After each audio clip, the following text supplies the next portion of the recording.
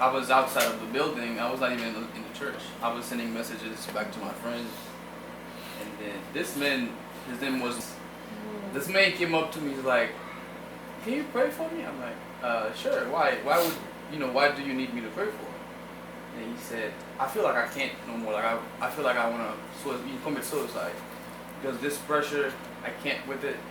I mean, I wake up every day feeling like this is my last day. So I just want that somebody to pray for me."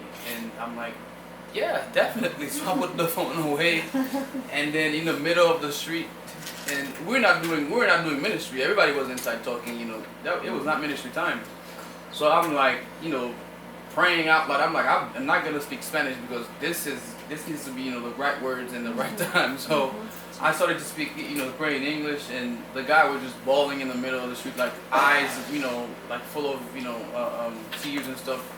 I mean, I'm like, what just happened? I mean, I've prayed for people before, but that was like a God appointed, moment, because the guy didn't know me. We were not doing ministry. I was sending a message back, on the street. Nothing, Christian related really. He just came up to me and said, "Can you pray for me?" So I felt like it was God sending him, over to me, so I can have that time with him. And I don't know. He could have committed suicide the next day or the next week. I don't know.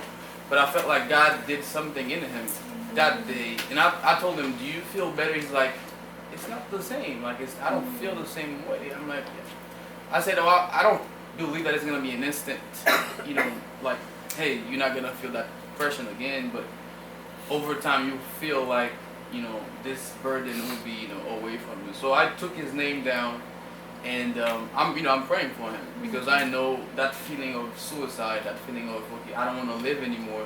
That's like one of the worst.